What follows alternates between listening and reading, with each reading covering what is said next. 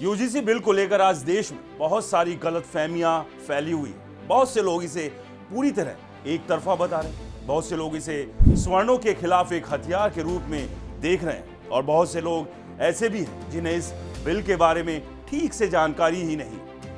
आप इस वीडियो को अंत तक देखिए। मेरी कोशिश होगी कि बगैर इधर उधर झुके जो लिखा है, जो कानून में दर्ज है, वही तथ्य आपके सामने रखूं, क्योंकि एक वीडियो हमने इसी पर इसके पहले भी की है और अभी भी मुझे लगा कि अभी पूरी जानकारी बेहतर तरीके से आप तक पहुंच नहीं पाई है। इसलिए अब दोबारा इसी मुद्दे पर आपके बीच में अब फैसला आपको करना है, समीक्षा आपको करनी है। दोस्तों, सोशल मीडिया पर इस बिल को लेकर तमाम वीडियो घूम रहे हैं। कहीं डर दिखाया जा रहा है, कहीं आधी जानकारी दी जा रही है, कहीं इसे साजिश की तरह पेश किया जा रहा है। लेकिन जरूरत इस बात की है कि पहले पूरे कानून को समझा जाए। इसलिए सबसे पहले यह समझना बेहद जरूरी है कि यूजीसी को यह नया कानून लाने की जरूरत क्यों पड़ी और इसमें ओबीसी को क्यों जोड़ा गया। क्योंकि सबसे बड़ा विरोध इसी बात पर है कि एससी एसटी के लिए जो प्रावधान पहले से थे उसमें ओबीसी को जोड़ने की क्या जरूरत थी और क्या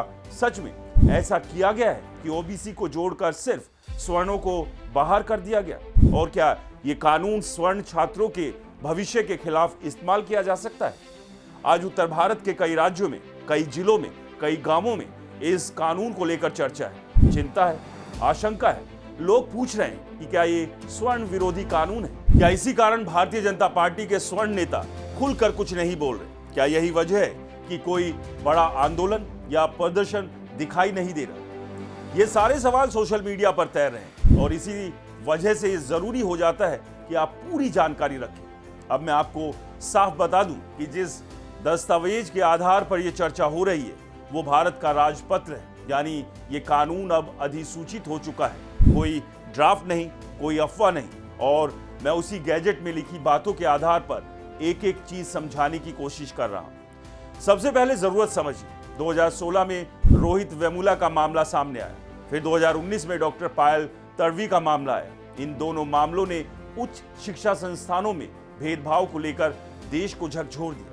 जब ये मामले सुप्रीम कोर्ट तक पहुंचे तो अदालत ने साफ तौर पर कहा कि जाति, धर्म, लिंग, क्षेत्र या किसी भी पहचान के आधार पर होने वाले भेदभाव को रोकने के लिए जो व्यवस्थाएं मौजूद है वो नाकाफी है और यूजीसी को नए, सख्त और स्पष्ट नियम बनाने चाहिए। इसी के बाद पुराने रेगुलेशन को बदलने की प्रक्रिया शुरू हुई और लंबी चर्चा, सुझाव और समीक्षा के बाद 2026 में नया रेगुलेशन सामने आया।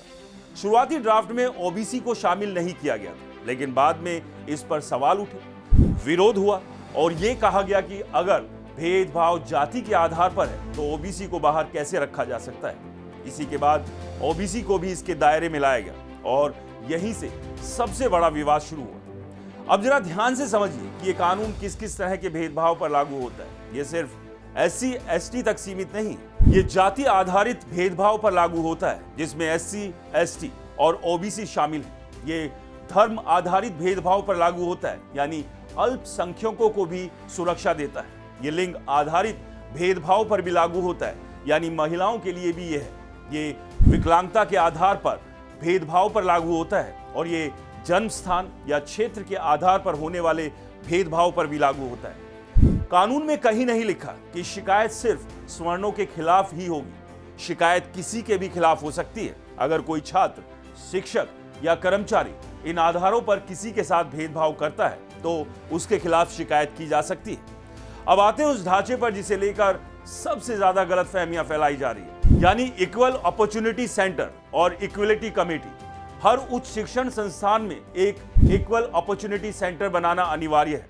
इसी के तहत एक इक्वालिटी कमेटी बनेगी जिसमें कुल 10 सदस्य होंगे। इस कमेटी का प्रमुख उस संस्थान का हेड होगा, यानी वाइस चांसलर, प्रिंसिपल या डायरेक्टर। इसके अलावा 3 सीनियर फैकल्टी मेंबर्स या प्रोफेसर होंगे, 2 छात्र प्रतिनिधि होंगे, 2 सिविल सोसाइटी से जुड़े लोग होंगे, एक नॉन टीचिंग स्टाफ का सदस्य होगा और एक सीनियर प्रोफेसर को इस सेंटर का कोऑर्डिनेटर बनाया जाएगा जो पदेन सचिव होगा।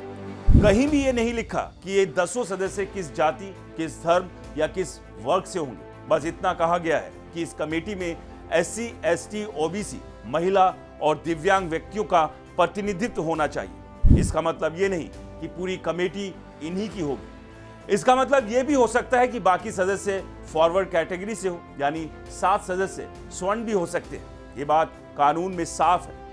अब शिकायत की प्रक्रिया समझिए। कोई भी पीड़ित व्यक्ति ऑनलाइन पोर्टल के जरिए, ईमेल के जरिए, लिखित शिकायत के जरिए या 24/7 इक्वेलिटी हेल्पलाइन के जरिए शिकायत कर सकता है।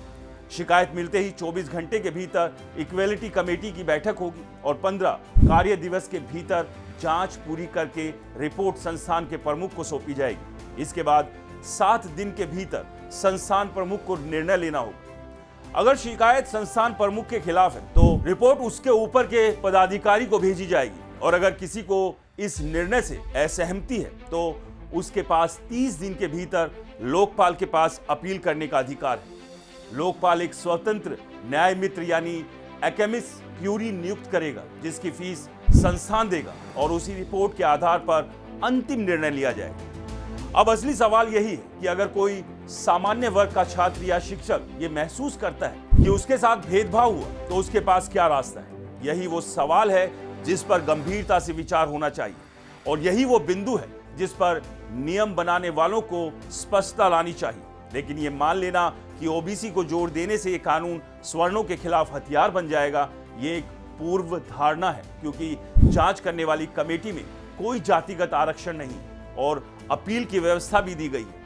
किसी भी तरह का भेदभाव अस्वीकार्य है, चाहे वो किसी के भी साथ हो। और अगर भविष्य में इस कानून के दुरुपयोग के मामले सामने आते हैं तो कानून में संशोधन का रास्ता हमेशा खुला है। जैसा कि बाबा साहब अंबेडकर ने कहा था कि संविधान स्थिर दस्तावेज नहीं है, समय और परिस्थितियों के अनुसार उसमें बदलाव होते रहेंगे। इस पूरे मुद्दे में एक बात साफ है, भेदभाव रोकना जरूरी है, लेकिन साथ ही निर्दोषों को सुरक्षा देना भी उतना ही जरूरी है।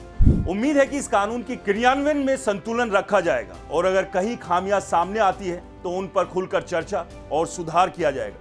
दोस्तों, अगर आप इस विषय पर कोई सुझाव देना चाहते हैं, अगर आपको लगता है कि इस कानून में कोई खामी है या कोई ऐसा पहलू है जिस पर सरकार और यूजीसी को जवाब देना चाहिए, या फिर अगर आपने खुद या आपके आसपास किसी ने कैंपस में भेदभाव या अन्याय का सामना किया है तो अपनी बात कमेंट में जरूर लिखें। आपकी राय हमेशा हमारे लिए जरूरी है और अगर हमें लगा कि आपकी बात जनहित में है, तथ्यों के साथ है और सवाल पूछने लायक है तो हम उसे आगे उठाने की कोशिश करेंगे, उसे अगले वीडियो में शामिल करने की भी कोशिश करेंगे, क्योंकि ये मंच हमारी आवाज नहीं आपकी आवाज है और सवाल पूछते रहना ही लोकतंत्र की सबसे बड़ी ताकत है।